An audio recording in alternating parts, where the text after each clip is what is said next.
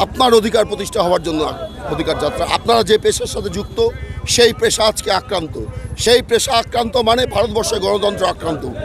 সেই আপনার স্বার্থে আমরা রাস্তায় নেমেছি, গণতন্ত্রকে রক্ষার স্বার্থে রাস্তায় নেমেছি, তার জন্য আমাদের অধিকার যাত্রা।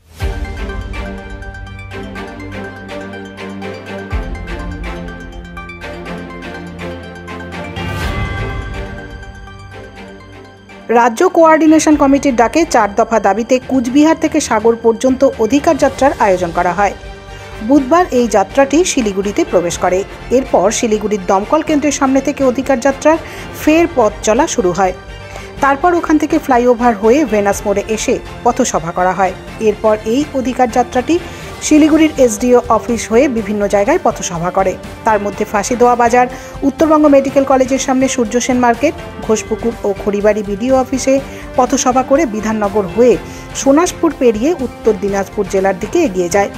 রাজ্য কোঅর্ডিনেশন কমিটির সাধারণ সম্পাদক বিশ্বজিৎ চৌধুরী বলেন, মানুষের অধিকার প্রতিষ্ঠা ও গণতন্ত্র রক্ষার জন্য এই অধিকার যাত্রা। তিনি জানান, কুচবিহারের সিতাই থেকে এই যাত্রাটি শুরু হয়েছে। কলকাতা হয়ে দক্ষিণ 24 পরগনার সাগর পর্যন্ত গিয়ে আগামী 10ই মার্চ এইচবি বাসস্ট্যান্ডে গিয়ে যাত্রাটি শেষ হবে। তিনি আরও জানান, আগামী 14ই মার্চ রাজ্য কোঅর্ডিনেশন কমিটির তরফে নবান্ন অভিযান করা হবে।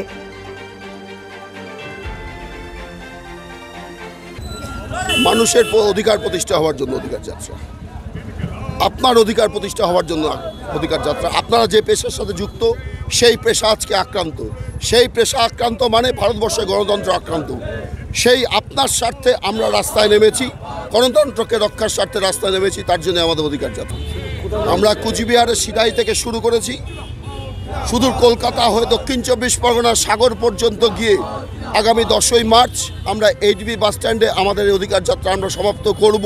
প্রথম পর্যায়ে এই প্রায় 4000 কিলোমিটার পথ আমরা বিভিন্ন অংশের মানুষের যে দাবি, যে ক্ষোভ, সেই ক্ষোভ মানুষ যারা আমাদের সামনে উজাড় করে দিচ্ছেন, কারণ আমরা প্রশাসনের একটা অংশ।